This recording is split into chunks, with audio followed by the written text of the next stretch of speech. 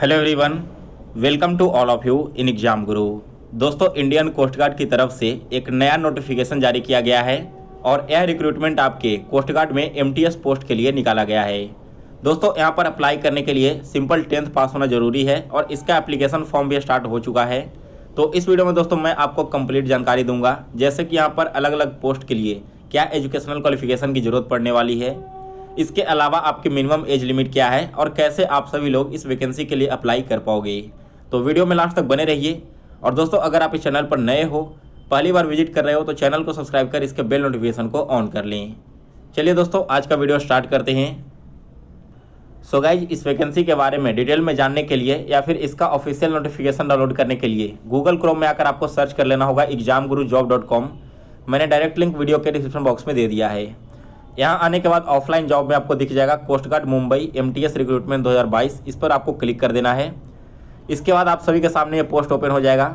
तो सबसे पहले हम बात कर लेते हैं आपके पोस्ट की। तो यहाँ पर आप पोस्ट देख सकते हो, engine driver, civilian motor transport driver, सारंग लश्कर, fire engine driver, electrician, mechanical, welder, turner, carpenter, fork lift operator, लश्कर, एमटीएस एंड अनस्किल्ड लेबर की पोस्ट यहाँ पर निकाली गई है। अगर हम इम्पॉर्टेंट डेट्स की बात कर लें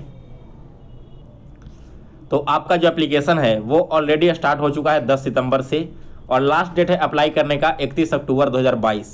दोस्तों, यह नोटिफिकेशन आपको सरकारी रिजल्ट के वेबसाइट पर नहीं दिखेगा, क्योंकि यह जो नोटिफिकेशन है वो एम्प्लॉयमेंट न्यूज़पेपर में निकाला गया है।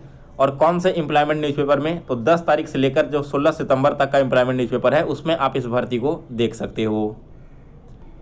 यहाँ पर एप्लीकेशन फ़ी 0 रुपीज़ रखा गया है। और एज की बात करूँ तो मिनिमम एज आपकी 18 ईयर्स होनी चाहिए एंड मैक्सिमम एज आपका 25 ईयर्स होना चाहिए, तभी आप अप्लाई करने के लिए एलिजिबल होंगे। अब बात करते हैं इसके क्वालिफिकेशन की। तो पहला पोस्ट है इंजन ड्राइवर का, जिसके लिए 10th पास होना जरूरी है। इसके अलावा इंजन ड्राइवर का आपको सर्टिफिकेट होना चाहिए। अगला पोस्ट है सिविलियन मोटर ड्राइवर का, जिसमें 10th पास होना जरूरी है। इसके अलावा आपके पास ड्राइविंग लाइसेंस भी होना नेसेसरी होगा। सारंग लश्कर पोस्ट के लिए 10th पास होना जरूरी है। इसके अलावा आपके पास सारंग लश्कर का सर्टिफिकेट होना चाहिए।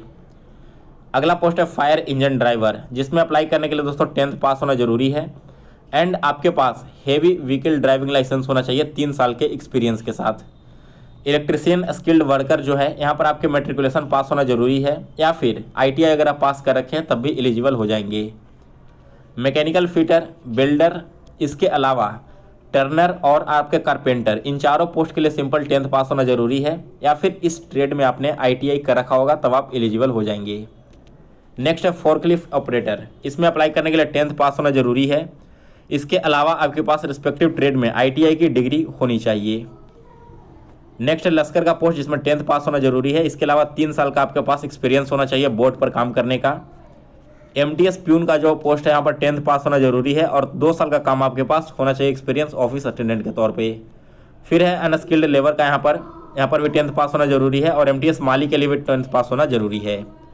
दोस्तों, यहाँ पर सारे इंपॉर्टेंट डॉक्यूमेंट्स की लिस्ट हैं जो कि अप्लाई करने से पहले आपके पास होने चाहिए। अप्लीकेशन फॉर्म आपको यहाँ पर भेजना है। अब हम बात कर लेते हैं कि कैसे अप्लाई करना है। तो अप्लाई करने के लिए आपको यहाँ पर नीचे आ जाना होगा और ऑप्शन दिख रहा होगा डाउनलोड नोटिफिकेशन का, इस पर क्लिक करके आप इसका नोटिफिकेशन डाउनलोड कर लेना। नोटिफिकेशन में ही सबसे लास्ट में आपको एप्लीकेशन फॉर्म मिल जाएगा। उस फॉर्म को प्रिंट आउट निकलवाना है। प्रिंट आउट को अपने हाथ से पेन से फिल करने के बाद इस एड्रेस पर सिंपल पोस्ट के द्वारा भेज देना है, तभी आपका एप्लीकेशन एक्सेप्ट होगा। किसी भी तरह का ऑनलाइन एप्लीकेशन फॉर्म यहाँ पर एक्सेप्ट नहीं किया जाएगा। इसके बाद आपके रिस्पेक्टिव एड्रेस पर आपने जो भी एड्रेस वहाँ पर डाला होगा, उस एड्रेस पर आपके एडमिट कार्ड वगैरह भेजे जाते हैं, जिसमें आपके एग्जाम डेट मेंशन होंगे एंड देन आपके एग्जाम होंगे। सो गाइज, अगर आपके पास इनमें से कोई भी क्वालिफिकेशन है और अगर आप एलिजिबल हो अप्लाई करने के लिए, तो ज़रूर अप्लाई करना, क्योंकि इस तरह की वैकेंसीज में जो आपकी कंपटीशन है वो काफ़ी कम रहता है और आपके सिलेक्शन के चांसेस भी यहाँ पर ज़्यादा रहते हैं। तो आप सभी लोग एक बार खुद से इसका ऑफिशियल नोटिफिकेशन को यहाँ से डाउनलोड करके कंप्लीट डिटेल्स पढ़ लीजिए और अगर एलिजिबल होते हैं तो अप्लाई कर दीजिए। और दोस्तों, फॉर्म अप्लाई करने में किसी भी तरह की प्रॉब्लम आती है तो आप हमें कमेंट बॉक्स में पूछ सकते हैं, आपके सारे कमेंट्स का जवाब दिया जाएगा। फिलहाल इस वीडियो में बस इतना ही। वीडियो पसंद आया हो तो इसे लाइक करें और शेयर करें।